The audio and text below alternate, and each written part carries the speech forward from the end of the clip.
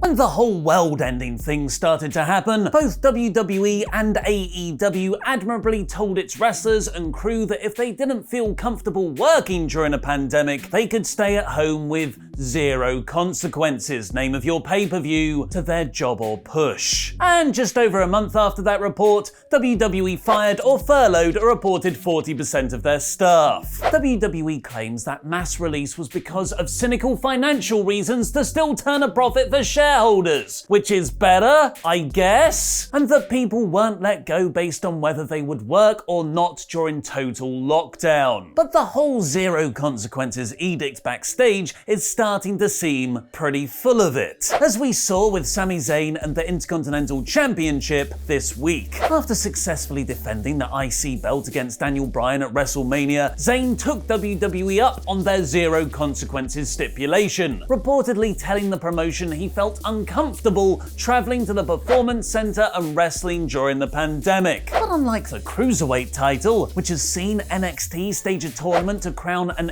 interim champion because island-based Jordan Devlin can't fly in for shows, WWE have stripped Zayn completely of his belt, starting a tournament on last night's SmackDown to crown a new champion, not an interim one. Unsurprisingly, the Wrestling Observer newsletter is reporting, even though nobody can say it publicly for obvious reasons, there is a lot of unhappiness with Zayn over him refusing to work SmackDown while being a mid-card champion, which is totally consistent with how they treat other wrestlers and titles. Sami has publicly criticized WWE for this, tweeting he disagrees with this decision and that the next champion should be ashamed of themselves, although this appears at least partly kayfabe. Dave Meltzer adds how initially Lio Rush was the only person to publicly refuse to wrestle during the pandemic, and just several weeks later he was amongst those released by WWE. And in another report, Rachel Ellering, another NXT release that was only confirmed this week, might have been let go because she complained about the WWE medical team over rehabbing her knee injury. Her complaints were not received well, and a few weeks ago she was given two options, both of which essentially were that she was getting released. All of this has reportedly created a backstage atmosphere of fear and paranoia in WWE, even more so than usual, with Meltzer revealing at least several people in the company don't want to work the tapings but haven't told management because they don't believe their zero consequences stance. And that was before the mass firings. But what is WWE going to do with all the money they've just saved? Invest it in the future, of course, by signing up and securing fresh new talent that they can build Raw, SmackDown and NXT around for the next 5 years. Fresh, new talent, like The Undertaker. As WWE contract lengths start to sound more and more like Scientology commitments, the Wrestling Observer is reporting that The Undertaker has signed a 15-year deal with the company, which will take him all the way up to a sprightly 70 years old. Thankfully, the contract is mainly to lock down his character and likeness. He won't be wrestling in Saudi Arabia when he's 70, I hope. Thanks for your support on Patreon. Stay down, Derek Graves!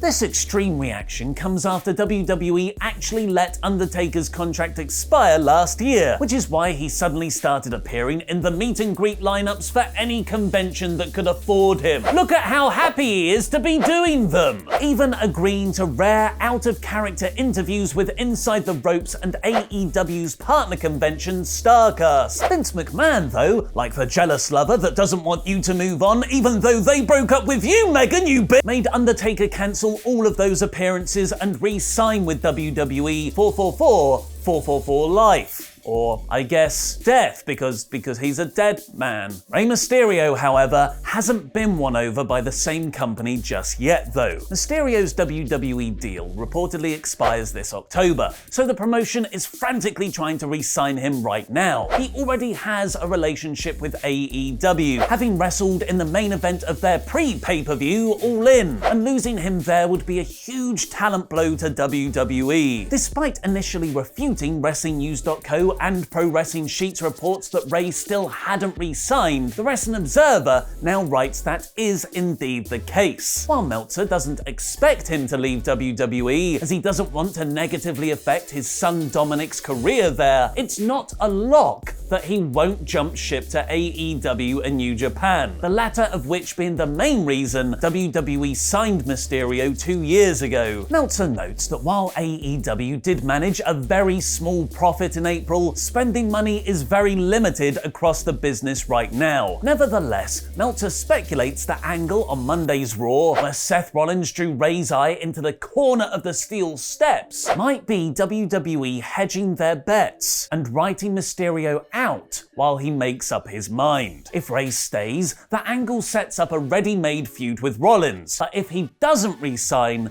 WWE could follow the Matt Hardy playbook in burying him week after week before he leaves. And AEW might have just come up with one of the best bargaining chips in the business. Join our promotion and you get your own really cool sneakers. Because merch that merch, the official AEW shop has now released custom trainers for Jon Moxley, Darby Allin, Chris Jericho, Matt Hardy, The Inner Circle, and my favourites, this awesome design for Jurassic Express and one for freshly squeezed Orange Cassidy. But all is not well in AEW, as the best friends' Chuck Taylor has publicly called out the promotion on Twitter. How do I not have a shoe? I'm named after a shoe. And now it's time for last night's episode of SmackDown in about 4 minutes, which began with Mr. Money in the Bank Otis, who's surely a shoe in for winning the Blue Universal title when he cashes it in.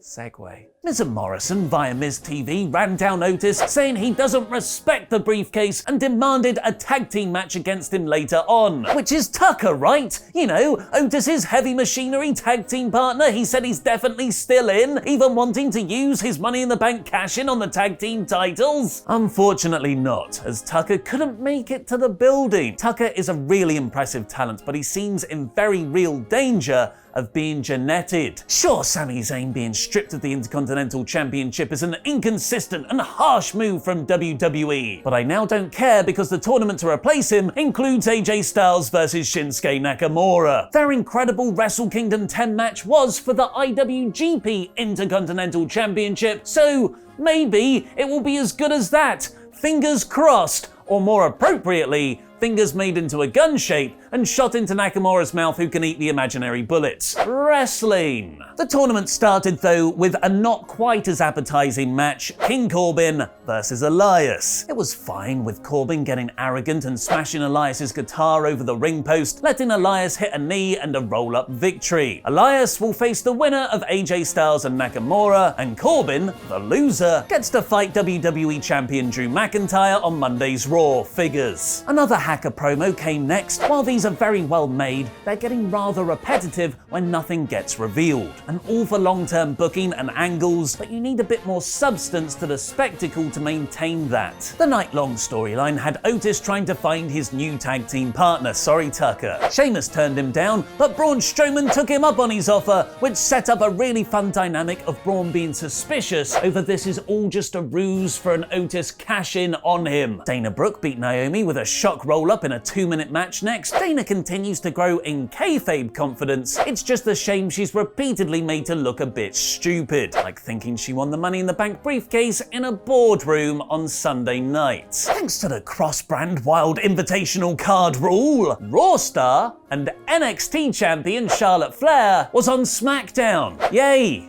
More Charlotte. She was interrupted by Bayley and Sasha Banks as they all tried to be the most heelish of role models. Charlotte neatly stirred the good S-word between Banks and Bayley though, asking Sasha if she was okay not being her own woman. Bayley versus Charlotte is set for next week in a match that WWE will frame as heel versus face, but is most definitely heel versus heel. Next up we had the damn it, what are they called? that newly called up tag team got like a veterans gimmick thing. I think it's it's something like Slipped My Mind Descendants. Whatever it is, anyway, they cut a solid promo backstage next, which gave them way more character than they ever had in NXT. Daniel Bryan beat Drew Gulak in an awesome match in the IC title tournament, which culminated with Bryan, who had worked over Gulak's leg for most of the match, hitting an inverted dragon screw and locking in the heel hook for the win. And Bryan didn't just get over Gulak in defeat, he cut a fiery promo afterwards about how important the IC belt is, making it feel the most important it has in years. Sonya Deville cut another amazing, scathing, passionate promo on Mandy Rose next. She's become so good, and with Becky gone, Deville might actually be the best all-round women's character in WWE after Asuka right. Forgotten Sons! They're called the Forgotten Sons. I've written it down now. And the main event saw Miz and Morrison versus Otis and his shocking mystery partner that we already knew because it couldn't have been anyone else, Braun Strowman. This was a fine match, if a little short, with Braun beating Morrison with a cool-looking tilt-a-well power slam. Otis neatly teased a cash-in after the match alongside Mandy, but Braun spotted him and Otis played it off as a joke as the pair stood side by side to end the show. That was this week's SmackDown in about 4 minutes. Let me know what you thought of the show in the comments down below, and let me know your rating by clicking the I above my head. This episode absolutely flew by, and it set up a really exciting show for next week, with AJ versus Nakamura, Mandy and Otis versus Sonya and Dolph, and Bayley versus Charlotte. That's a pay-per-view level card for SmackDown. This week's SmackDown